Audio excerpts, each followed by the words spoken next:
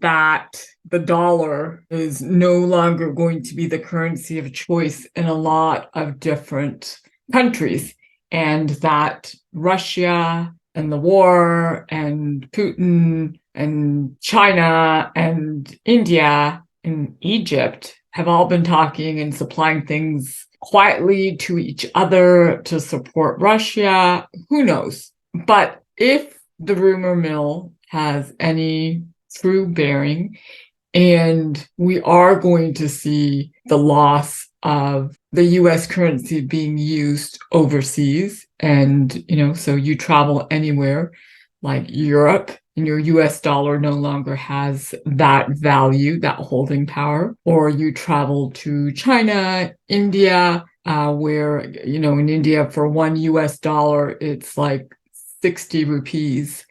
And so if that is no longer going to be the currency of choice by other countries, and what does that mean to the US economy? That is a question I answered this weekend. And, I was part of a discussion. I wasn't the authority on it because I am in real estate, as you know, as a broker, owner of a real estate company.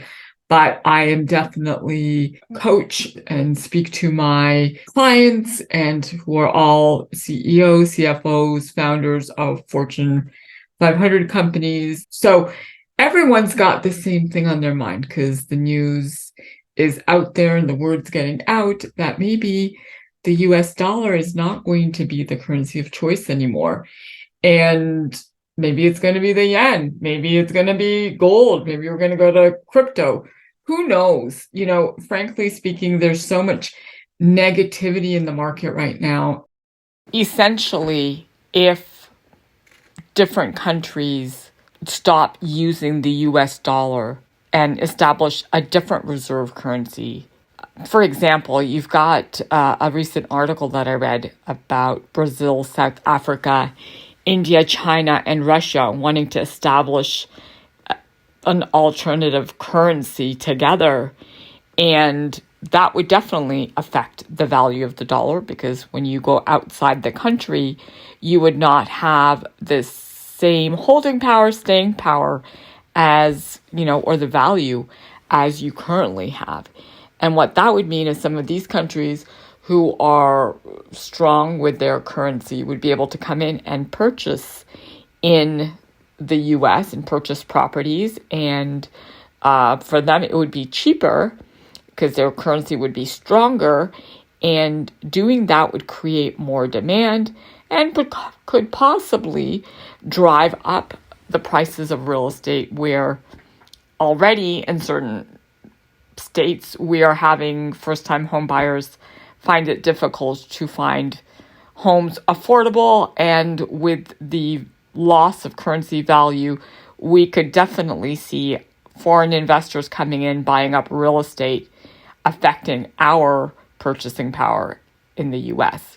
All we can do is really focus on what it is that we can make the economy better. So here's a few facts, known things that are happening in the market that are very obvious. The Bay Area in California, we are seeing homes go pending in 5 days. We are now seeing agents set days for offers, like an offer date.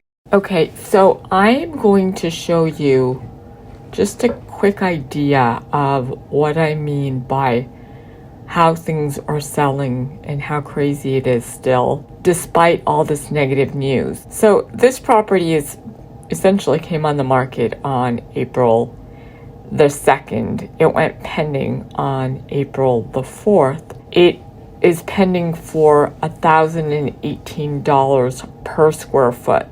So this property is 1,400 square feet, and it's pending at $1,499. We don't know what the sold price is, so you better believe that it's probably much more than the $1,018 a square foot, but just giving you an idea. This is what the house looks like. I'm blocking out the address so you don't see that, just for privacy. But here's something else that's very interesting. This property was purchased in 2015 for $309,000. Now, I'm sure they've done a lot of work on it, and now it's pending for $1,000,000 50 or $1,500,000, I should say, at the 1.499. So that gives you an idea of where inflation and where things are going, 2015 to 2023. So you better believe that if you buy this property for $1,500,000 in 2023, in 2030, you're probably looking at, 2.4, 2.5, 2.8. Now we're going to look at the next property. Now this property has also been on the market for 4 days. It's pending already. It was pending with multiple offers. They are also pending at $1,034 a square foot. We don't know how much it sold for, but when you have multiple offers, you typically sell for over the list price.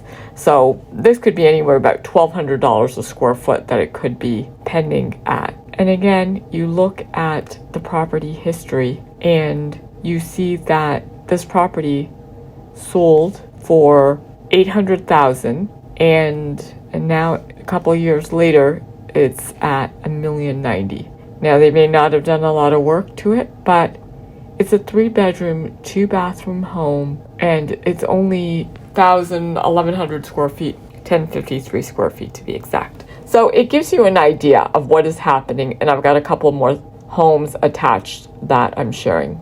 I personally am happy with a more normalized market where I can show a property to a buyer or hold an open house for a seller or market a property for a seller and get one good qualified buyer for it. The competitiveness is what is making things out of control. Now, the other thing that I am seeing, as I know a lot of you are seeing, is this hyperinflation, where prices that should have been, a certain amount. So let's give you an example.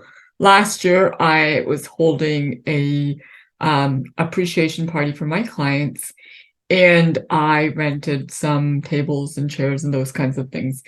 And it cost me maybe $10 a table. Today, I went to book the same tables, and they're now $13 a table. I paid $60 as a delivery fee, and now they're charging me $95 for delivery fees. That is inflation.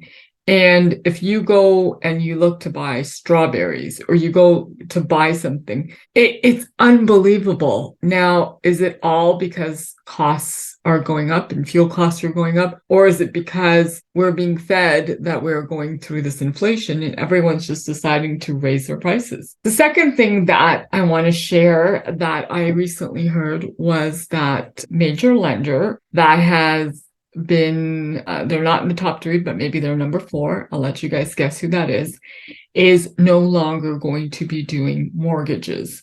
So essentially, it's no secret, it's Wells Fargo. And the rumor is that they are only going to do mortgages for their clientele. So if you bank with Wells Fargo, they will do a loan for you. But if you are someone who's outside of the Wells Fargo ecosystem and you do not bank with them, then guess what? They're not going to do a loan for you, which is not the case.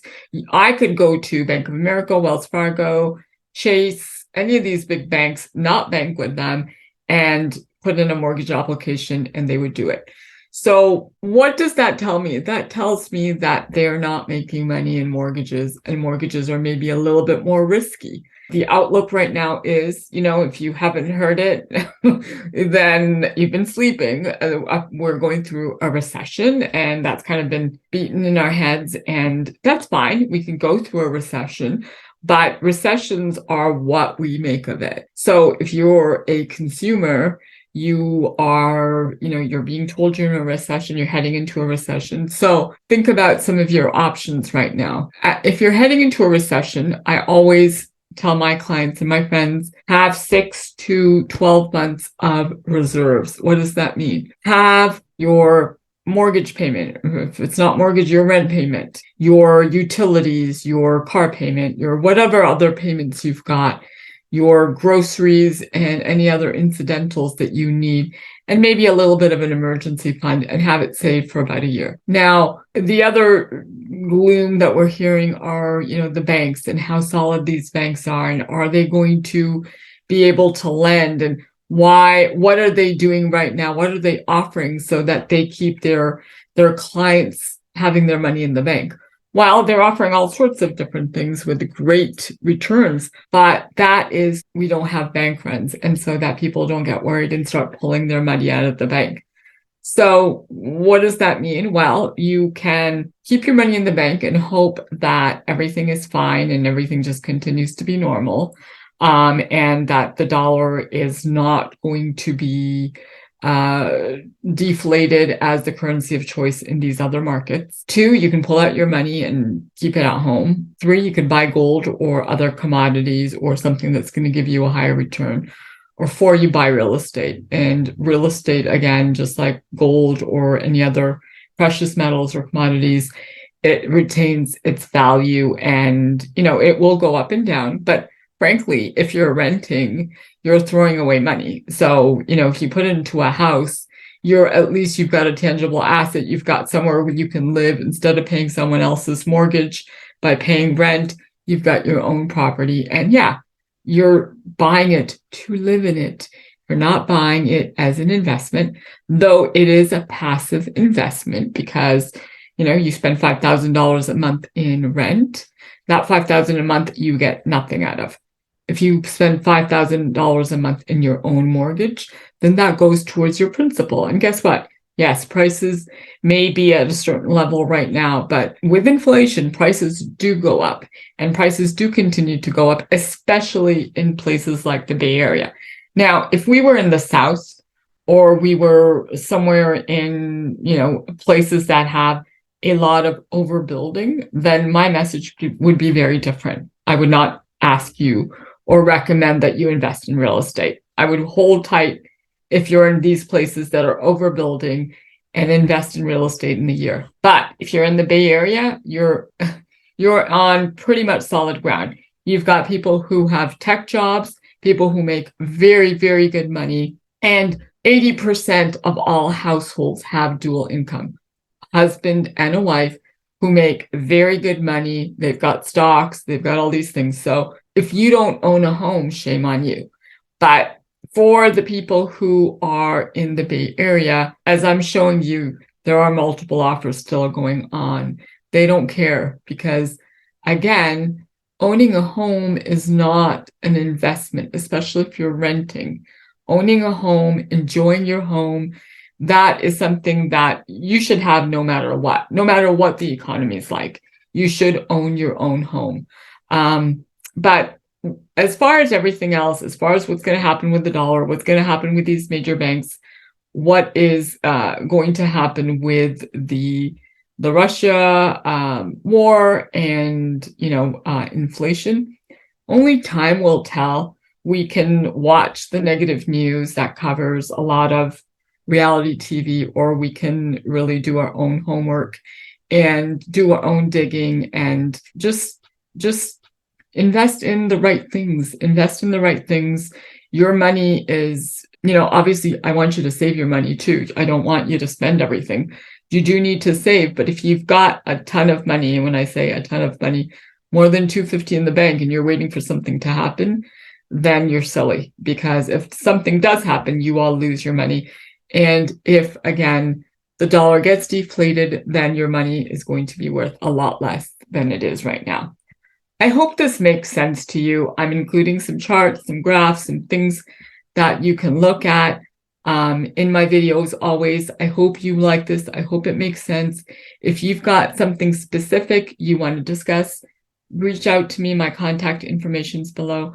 I would love if you would like and subscribe, and I will share whatever I have with you, my opinion or information that is just relevant, that's out there right now, just addressing those kinds of things. Thanks. Bye for now.